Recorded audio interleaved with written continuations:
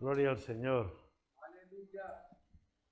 Como decía este último coro que hemos entonado, aquí somos una iglesia, un grupo pequeñito, pero hay millones de iglesias como nosotros en esta mañana, en este día, alabando y bendiciendo el nombre del Señor, ¿no? Un preámbulo de lo que será aquel día en las bodas del Cordero, donde toda la iglesia estaremos alabando al Señor. Padre Santo y Celestial, gracias porque ya podemos empezar a disfrutar de parte de lo que tendremos allá en tu presencia, Señor. Por eso nuestro corazón se goza entonando estos coros de adoración y de alabanza. Nuestro espíritu, Señor, se relaja, se reposa en ti, Señor, Padre Santo y Celestial. Gracias, Espíritu Santo, por tu presencia. Toma ahora, oh Señor, control de mi vida y de mis labios, y que tu palabra produzca, oh Señor, frutos para crecimiento de tu iglesia. En el nombre de Jesús, amén. Hoy el calendario dice que estamos celebrando la entrada, recordando la entrada triunfal de Jesús en Jerusalén, lo que se conoce como el Domingo de Ramos. Por si hay alguien muy purista, no se sabe si eso fue un domingo. No hay ninguna constancia escrita que eso sea un domingo, pero celebramos el Domingo de Ramos. El hecho que sí fue importante fue que Jesús entró en Jerusalén cabalgando sobre un burrito, sobre un pollino. ¿Por qué lo hizo Jesús? Porque estaba profetizado en Zacarías, capítulo 9, versículo 9, 500 años antes de que esto ocurriera, 500 años antes. Dice el profeta Zacarías: alégrate mucho, hija de Sión, da voces de júbilo, hija de Jerusalén. He aquí tu rey vendrá a ti, justo y salvador, humilde y cabalgando sobre un asno, sobre un pollino, hijo de asna. 500 años antes ya lo había profetizado el profeta. Y este mensaje quisiera que trajera una palabra de confianza para todos nosotros. Así me lo ha mostrado el Señor. Porque vivimos tiempos de incertidumbre. Nadie sabe qué va a pasar. Esta mañana leía que ahora ya hay otra variante sobre la COVID, ¿no? Todos saben que ahora ya, la semana que viene, quieren que ya vivamos prácticamente sin ningún control y sin ninguna restricción. Pero todo el mundo está muy tenso. Tenemos la incertidumbre de la guerra en Ucrania, ¿no? De esa invasión de Rusia. Tenemos la incertidumbre qué va a pasar con la economía, hasta dónde van a subir los precios. Hay mucha incertidumbre en nuestra sociedad. Y todo eso nos afecta a nosotros. Porque si yo voy a comprar el pan y en vez de €1 me cuesta €1,10, pues me cuesta más. O si voy a poner gasolina y en vez de 30 euros por la misma cantidad tengo que pagar 35, pues claro que me cuesta más, porque no sé a vosotros, pero a mí el sueldo no me lo suben igual, ¿verdad? Y así nos pasa a todos. Y hay mucha incertidumbre y muchos mensajes sobre si la venida de Jesús, sobre si el rapto, si no el rapto, si cómo será y cómo no será. Quisiera llevar una palabra de cómo el Señor tiene todas las cosas bajo control, hermanos. Aún en las situaciones más complicadas y más complejas, Dios tiene todas las cosas bajo control. A los que ya conocéis la Biblia, y si alguien aquí pues nos está visitando, no conoce muchas Biblias, yo le invito a buscar. En la palabra del Señor tenemos el ejemplo de José. José, el hijo de Jacob, con 17 años vendido por sus hermanos. Llevado a Egipto como esclavo, acusado falsamente por la mujer de su dueño, metido en la cárcel. Y de ahí el Señor lo sacó a ser gobernador de Egipto. Moisés, un bebé que nace atacado por la orden de que todos los que nacieran varón tenían que quitarle la vida a los padres. Y la madre la mete en un canastillo en el río Nilo. Y llega a ser el gran líder de Israel. La esclavitud de Egipto. ¿Por qué fue necesaria la esclavitud de Egipto? Pues seguramente porque si no el pueblo de Israel todavía estaría en Egipto. Si les hubieran dejado vivir, cuando la iglesia vive sin ataduras, sin persecución, la iglesia tiende a relajarse, hermanos. Y eso es históricamente así. Y Dios tuvo que mandar la esclavitud. para que el pueblo dijera, no, no, tenemos que ir a la tierra prometida. Y así ocurre, y así ha ocurrido también después de las Escrituras, las persecuciones romanas. 10 persecuciones donde el pueblo de Dios fue masacrado, fue atacado por todas partes. Sin embargo, aquí sigue la Iglesia, la Inquisición, el nazismo, tantas y tantas cosas que han pasado en el mundo. Pero hermanos, la Iglesia del Señor sigue aquí. En el pueblo de Israel, la fiesta se les celebraba el día 14 del primer mes de la primavera. Los judíos no tienen el mismo calendario, bueno, ni los árabes, ni los judíos, ni los chinos tienen el mismo calendario que nosotros. Nosotros tenemos un calendario que se llama un calendario gregoriano, porque ya por la Edad Media un papa decidió cambiar el calendario que traíamos de los romanos por un calendario que es el que tenemos actualmente. Pero los judíos siguen conservando un calendario donde cuentan los años desde que salieron de Egipto, ¿no? Y como el mes que salieron de Egipto fue el mes de la primavera, que coincide con nuestro marzo o abril, porque ellos cuentan los años de manera como lunares, los meses los cuentan lunares, pues entonces sus meses tienen siempre 28 días y no 28, 30 o 31 como los nuestros. Entonces, ellos celebran la Pascua el día 14. En el libro de Éxodo, capítulo 12, en Éxodo 12, del 2 al 6, permitidme introducir un poquito para que, sobre todo los que no están demasiado acostumbrados a veces a conocer la historia de la palabra de Dios, puedan también tener la comprensión del mensaje. En Éxodo 12, versículo 2, dice, este mes os será principio de los meses para vosotros. Este será el primero en los meses del año. Hablad a toda la congregación de Israel diciendo, en el 10 de este mes, el día 10 del primer mes, en el 10 de este mes tómese cada uno un cordero según las familias de los padres, un cordero por familia. Mas si la familia fuera tan pequeña que no baste para comer el cordero, entonces él y su vecino inmediato a su casa tomarán uno, según el número de las personas, conforme al comer de cada hombre. Haréis la cuenta sobre el cordero. Y el animal será sin defecto, macho de un año lo tomaréis de las ovejas o de las cabras.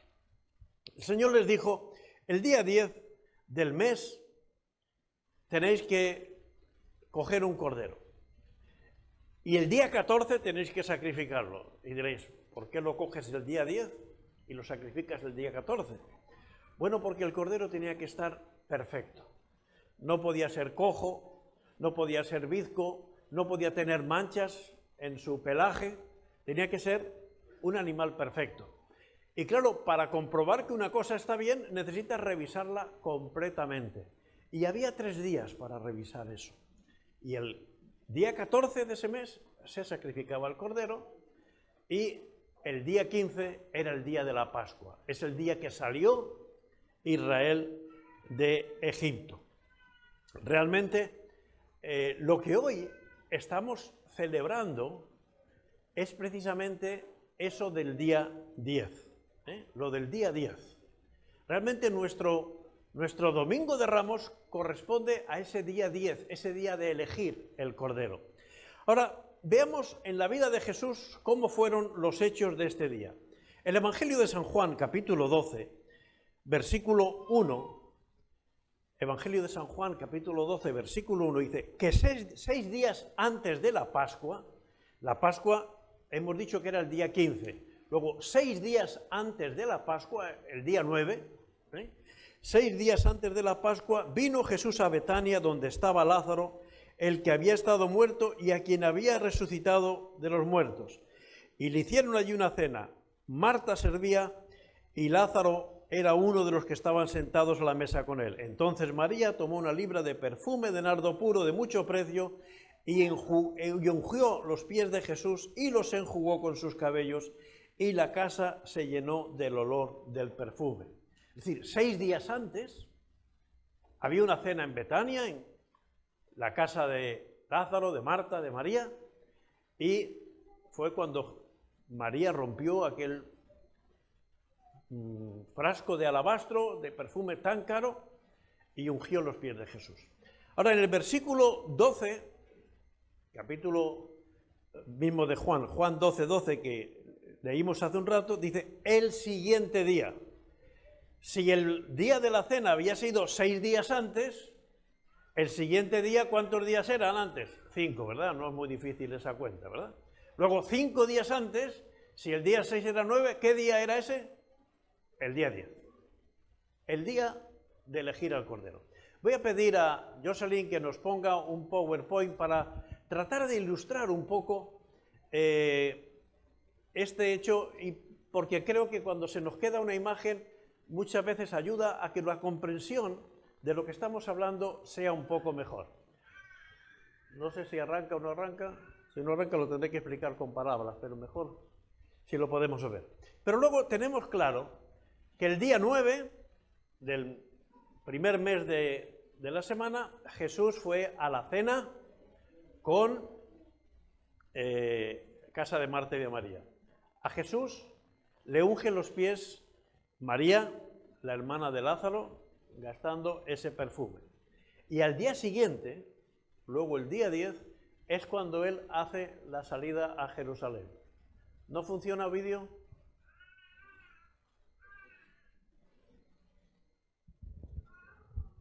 Bueno, yo lo veo en la pantalla mía, sí lo veo, pero ustedes no lo ven, ¿no?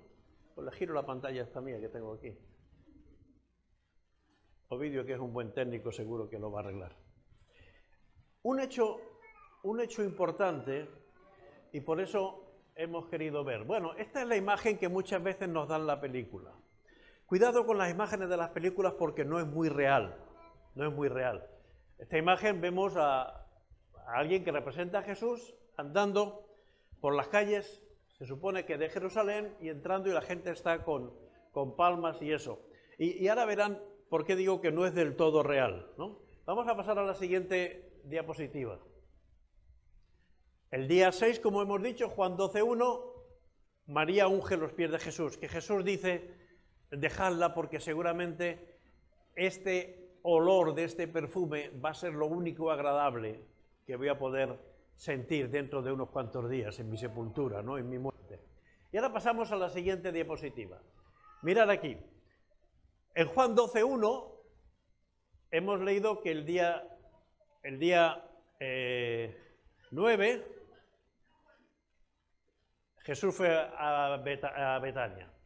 El día 10 el sumo sacerdote iba a Belén a elegir el Cordero Pascual. Cuando Salomón construyó el templo, los sacerdotes dijeron, bueno, el templo fue la primera vez. Entonces dijeron, para coger el cordero mejor vamos a ir al lugar donde están los mejores pastos, donde están los mejores corderos. Belén estaba a unos 10 kilómetros de Jerusalén, con lo cual era fácil ir desde Jerusalén a Belén. Entonces ese día 10 cogía el sumo sacerdote y un grupo de sacerdotes, había cientos de sacerdotes en esa temporada, porque iba a ser la Pascua, había muchos sacerdotes en Jerusalén, y el día 10 el sumo sacerdote se iba a buscar el cordero a Belén. Belén estaba como a 10 kilómetros, 10 kilómetros suponían 2 horas de ir, elegir el cordero y 2 horas para volver, con lo cual en el mismo día se iba y se venía. Pero ese mismo día, ese día 10, es cuando Jesús prepara la entrada triunfal en Jerusalén, porque son 5 días antes de la Pascua, ¿eh? Entonces, el día de la Pascua era ahí, y el día 14 era cuando se sacrificaba la Pascua y el Cordero. Pasamos a la siguiente diapositiva. Bueno, ¿cuál era el recorrido que hacía el sumo sacerdote? El sumo sacerdote, ahí está el templo de Jerusalén, y había un recorrido hasta la puerta del norte de Jerusalén. Y en toda esa franja roja, ahí se ponían todos los sacerdotes. Unos pocos se iban con él, el resto de sacerdotes hacían una hilera a ambos lados de la calle por donde pasaba el sumo sacerdote para despedirle con palmas, con trozos de las palmeras, porque iba a buscar el cordero de la Pascua. Era la fiesta más importante. era el símbolo del Mesías que un día rescataría a Israel. Por lo tanto, durante todo el recorrido que hacía el sumo sacerdote, un poco imitando a las procesiones que hoy en día hacemos en España, los sacerdotes se ponían así, hombro con hombro, en hilera, uno a cada lado, y la gente se ponía detrás de ellos, de tal manera que ellos despedían al sacerdote, diciendo, el Señor te bendiga, el Señor te encomiende, para que cuando el sacerdote volvía, el sumo sacerdote volvía con el cordero, cuando el primer sacerdote que había cerca de la puerta lo veía, gritaba, bendito el que viene en el nombre del Señor. Y así el siguiente, y así el siguiente. Entonces todos iban ahí y todo el mundo empezaba a gritar y cantar.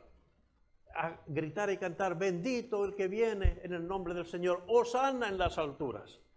Y todo el pueblo de Israel, cuando todos esos sacerdotes, que eran cientos de sacerdotes, gritaban, todo el pueblo se acercaba para ver cómo entraba el Cordero, para ver cómo entraba ese Cordero inmaculado, ese Cordero perfecto, que el día 14 iba a ser sacrificado para celebrar la Pascua. ¿Y qué ocurre? Que ese mismo día, el día 10, Jesús dice a sus discípulos, ir a buscar un pollino, ir a buscar un burrito. Y entonces, mientras el sacerdote está yendo a buscar el Cordero a Belén, Jesús está entrando en Jerusalén.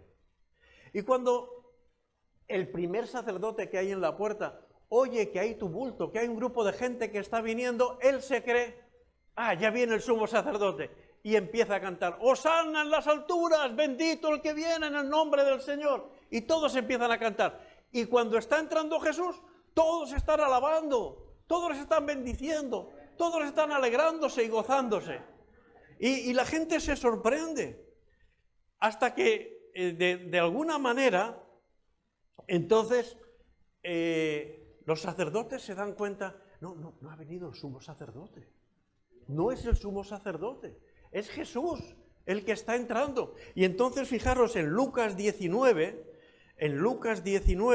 versículo 39 a 40, dice, entonces algunos de los fariseos de entre la multitud le dijeron, maestro, reprende a tus discípulos. Él les respondió, os digo que si estos callaran, las piedras clamarían. Se dieron cuenta, nos hemos equivocado, nos hemos puesto a alabar, y no venía el sumo sacerdote con el cordero. Ellos no lo sabían, pero estaban haciendo lo que tocaba, porque estaba entrando el Cordero de Dios que quita el pecado del mundo. Pero ellos dicen, nos hemos equivocado, diles que se callen, no toca. Sí, toca. 1000 años llevaban haciendo este mismo proceso los israelitas, para que ese día estuviera todo preparado. Por eso no es la imagen de niños y hombres, no, eran todos los sacerdotes alabando a Jesús entrando en Jerusalén.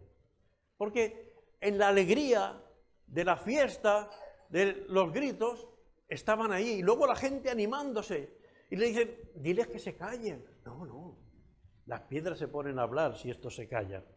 Realmente ocurre algo tan trascendente, algo que nos ayuda a ver y a entender cómo cuando nadie lo esperaba, Dios estaba preparando.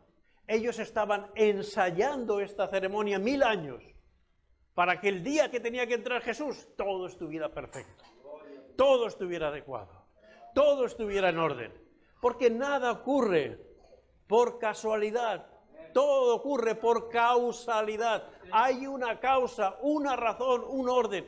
Y hermanos y hermanas, así va a ocurrir en nuestras vidas. Así va a ocurrir en la iglesia. Dios no deja nada para la improvisación.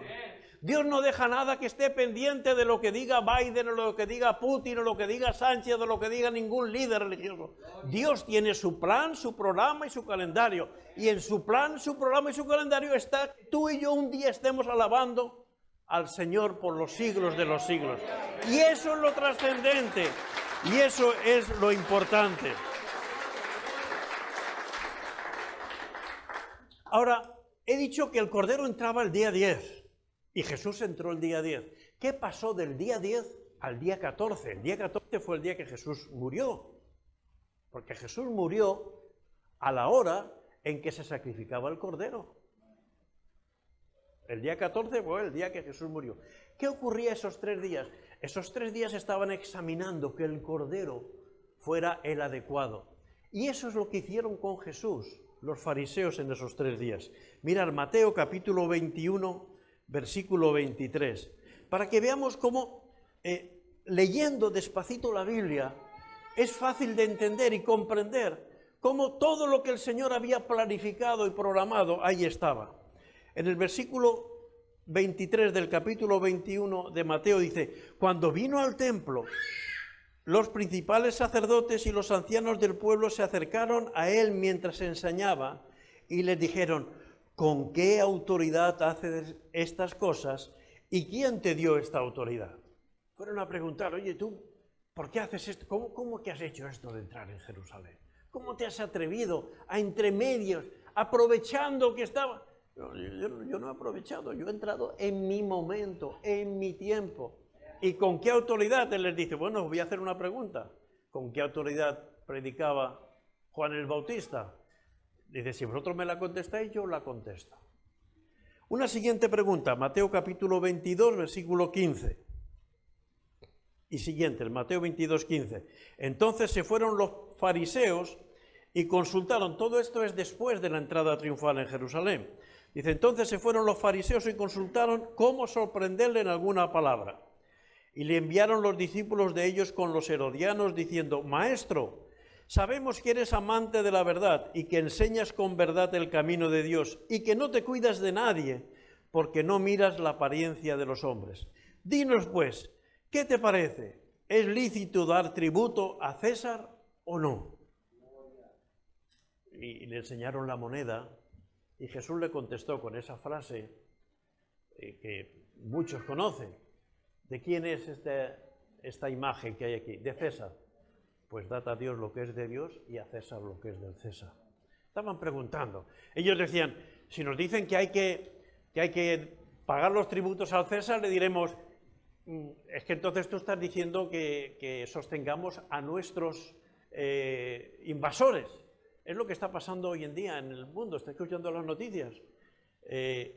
Dicen: si le estáis comprando petróleo a Rusia, estáis sosteniendo a los que invaden Ucrania. Y el mundo está en esa dualidad. Por un lado dice: es que nos morimos de frío si no compramos el gas, y estamos sosteniendo a la guerra. Por un lado decimos: uy, qué mal está la guerra, y por otro lado le estamos dando dinero a Putin. En esa pregunta, y Jesús contestó de una manera muy sabia: dad a Dios lo que es de Dios y al César lo que es del César. Pero ellos querían poner en duda todas esas cosas. Mateo capítulo 22, versículo 36, otra pregunta para Jesús. Y es Mateo 22, 36. Maestro, ¿cuál es el gran mandamiento de la ley? A ver si Jesús conocía la ley. Y Jesús le dice: amarás al Señor tu Dios con toda tu alma, con toda tu fuerza, y al prójimo como a ti mismo. Fijaros cómo están interrogando, preguntando, una vez, otra vez, todo el rato a Jesús. Marcos capítulo 12, versículo 23. Marcos 12, 23. Le hacen la pregunta. Vamos a leer desde el 20, Marcos 12, 20. Hubo 7 hermanos, el primero tomó esposa y murió sin dejar descendencia, y el segundo se casó con ella y murió, tampoco dejó descendencia, y el tercero de la misma manera, y así los 7, y no dejaron descendencia, y después de todos murió también la mujer. Y le preguntan a Jesús: en la resurrección, pues, cuando resuciten, ¿de cuál de ellos será ella mujer? Ya que los 7 la tuvieron por mujer. Preguntas complicadas. ¿Cuál es el gran mandamiento? ¿Qué va a pasar en la resurrección cuando uno se ha casado con varias mujeres, como decía la ley, cuando un hombre moría sin descendencia? ¿Qué hacemos con los impuestos del César? ¿Quién te ha dado esa autoridad? ¿Veis que estaban interrogando a Jesús? Estaban tratando de analizar, a ver si veían algo. Pero a todas esas respuestas Jesús las dio con claridad, con clarividencia, con una respuesta que dejaba a todos callados, a los herodianos, a los saduceos, a los fariseos, porque todas las sectas que había en ese tiempo estaban intentando de atacar a Jesús. Y ahí eran esos 3 días de estar probándole. Si vamos a Juan capítulo 13, versículo 1 y 2, dice: antes de la fiesta de la Pascua, sabiendo Jesús que su hora había llegado, para que pasase de este mundo al Padre, como había amado a los suyos que estaban en el mundo, los amó hasta el fin. Antes de la Pascua. La cena que Jesús celebró con sus discípulos, que nosotros recordamos como la Santa Cena, que dentro de unos minutos vamos a estar compartiendo, fue antes de la Pascua, porque Jesús murió el día que se sacrificaba la Pascua, por lo tanto no podía estar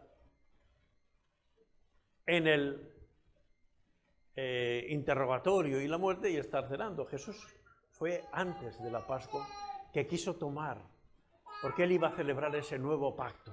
Y nos dice que fue antes de la Pascua, que Jesús quería que se preparasen. Y realmente en la exposición que Jesús hace de sus discípulos, que es lo que nosotros recordamos en la Santa Cena, hay la gran enseñanza para nosotros. He tratado de explicaros cómo el Señor por 1000 años había estado preparando la entrada triunfal en Jerusalén. Hemos leído antes, en Juan 12, que todas estas cosas las entendieron los discípulos el día que Jesús fue glorificado. Hasta que Jesús no resucitó y fue glorificado, no entendieron muchas cosas. La gran ventaja nuestra es que estamos en esta parte de la resurrección. No estamos en el Antiguo Testamento, donde todo eran sombras, posibilidades. Estamos en el Nuevo Testamento, en la gracia, en la presencia del Espíritu Santo que nos guía a toda verdad. Y dice en Lucas capítulo 22, versículo 14 a 19, en unas palabras que muchos conocemos, que vamos a tratar de desglosar un poquito. Lucas 22, 14. Cuando era la hora, se sentó a la mesa y con él los apóstoles. Y les dijo: cuánto he deseado comer con vosotros esta Pascua antes que padezca, porque os digo que no la comeré más hasta que se cumpla en el reino de Dios. Y habiendo tomado la copa, dio gracias y dijo: tomad esto y repartidlo entre vosotros, porque os digo que no beberé más del fruto de la vid hasta que el reino de Dios venga. Y tomó el pan y dio gracias y lo partió y les dio diciendo: este es mi cuerpo que por vosotros es dado. Haced esto en memoria de mí. De igual manera, después que hubo cenado, tomó la copa diciendo: esta copa es el nuevo pacto en mi sangre que por vosotros se derrama. Si decimos amén cuando oímos que este pan es el cuerpo del Señor que ha sido partido por nosotros, que ha sido crucificado en la cruz, y que ese sorbo de vino, de mosto, es la sangre de Jesús derramada por nosotros, si decimos amén a esto, entonces queremos decir que estamos entendiendo lo que el Señor nos está diciendo.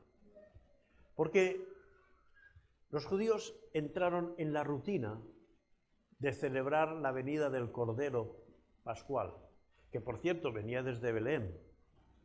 Ellos no lo sabían todavía, pero es que Jesús venía también de Belén, porque había nacido en Belén. ¿Ves cómo el Señor tiene todo controlado? Todo bajo control.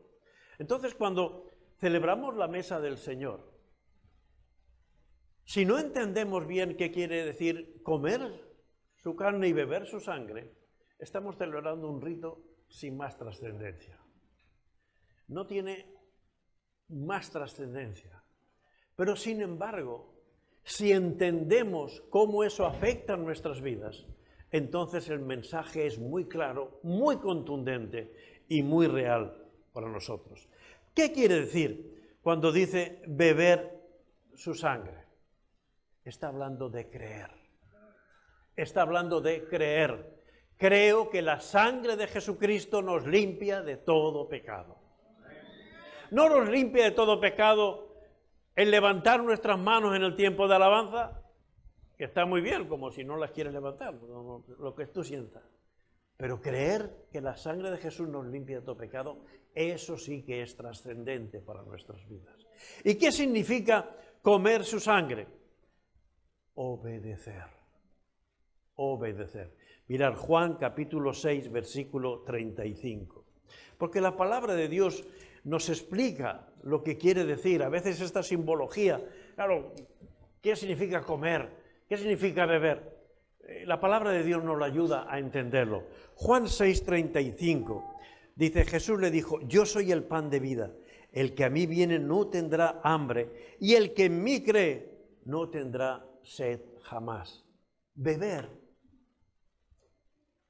es creer, comer es obedecer. El que a mí viene, tienes que ir a Jesús, tenemos que ir a Jesús. Eso es un acto de obediencia. Tomar el pan y el vino no deja de ser un hacer memoria.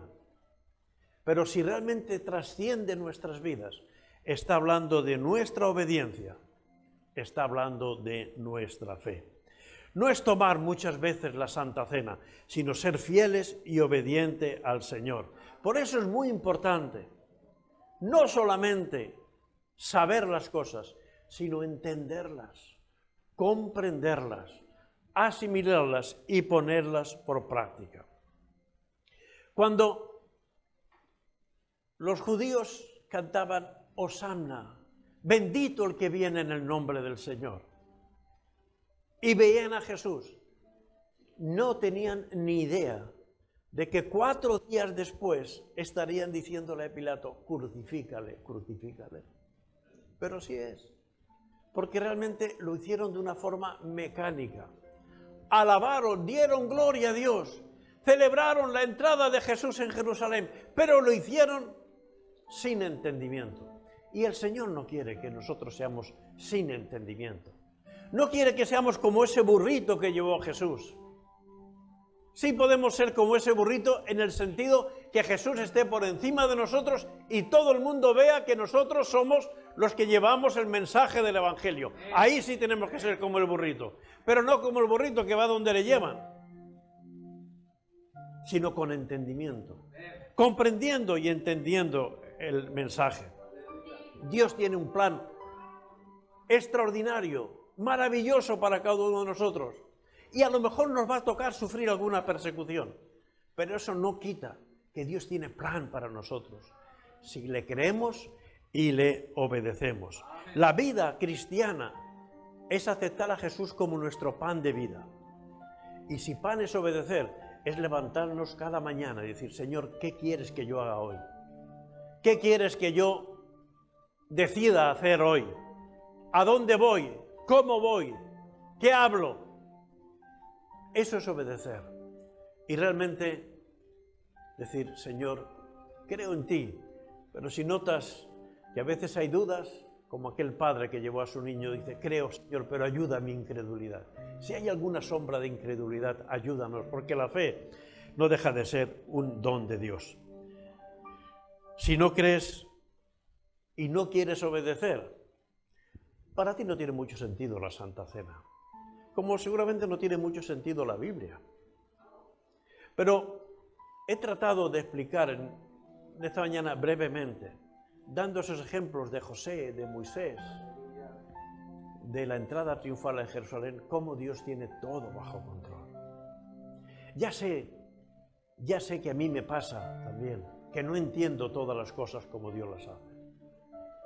A veces me gustaría que las cosas fueran de otra manera, pero sé que Dios hace siempre lo mejor. Y como decía una hermana hace unos días, como el ciervo brama por las corrientes de las aguas, así clama por ti, oh Dios, el alma mía.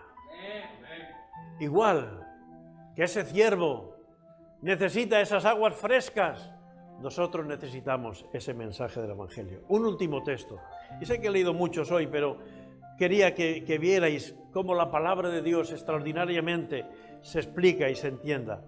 Primera de Pedro, capítulo 1, versículos 18 y 19. Es una confirmación que el apóstol Pedro da a los creyentes del primer siglo. Sabiendo esto, que fuisteis rescatados de vuestra vana manera de vivir, la cual recibisteis de vuestros padres, no con cosas corruptibles, como oro o plata, sino con la sangre preciosa de Cristo, como un cordero sin mancha y sin contaminación. Muchos gritaron el día que entró Jesús, sin realmente saber lo que estaban gritando. Muchos gritaron porque oían a otros gritar. Pero no seas de los que hacen las cosas porque las hacen otros. Jesús ha muerto por ti. Jesús ha muerto por mí. Haz las cosas por ti. Experimenta la fe, el amor, la presencia del Espíritu Santo en tu vida. Gózate y alégrate con tu Creador. Experimenta esa realidad y no celebres los días, las semanas, los años en ignorancia, porque el Señor ha revelado su palabra para que no andemos ignorantes, sino creyendo y comprendiendo cuál ha sido el mensaje de vida. Yo soy la luz del mundo y el que me sigue no andará en tinieblas. En España mucha gente hoy y toda esta semana va a salir llevando un gran peso sobre sus hombros, llevando imágenes que no oyen, que no hablan, que no se mueven y que no transmiten nada más que cargas, penitencias, para que la gente acalle sus conciencias. El Señor dice: yo he venido para librarte, para quitarte la carga de tus pecados. Yo he venido para que tengas vida y vida abundante. Ya he hecho yo el trabajo, ya he pagado en la cruz del Calvario, tal y como estaba profetizado. Y lo he hecho desde mi nacimiento en Belén, mi muerte en Jerusalén y mi ascensión en el Monte de los Olivos, para que todos nosotros, hermanos, podamos decir: gracias, Señor, gracias por una salvación tan grande. Hoy quiero comprometerme a obedecerte más, a serte más fiel, a andar a tu lado todos los días de mi vida. Quiero creer, quiero que mi fe sea esa fe simple y sencilla como la de un niño, una fe que me ayude a andar cada vez más cerca de ti, porque tú te alegras con los que creen en ti. Y si alguien nunca ha entregado su vida a Cristo, hoy es el día. Jesús no va a entrar hoy en Jerusalén, pero puede entrar en tu corazón. Si tú nunca le has dicho: Señor, perdona mis pecados, Señor, quiero que salves mi vida, que perdones mis pecados, que me des fe para creer en ti desde hoy en adelante. Hoy es un buen día.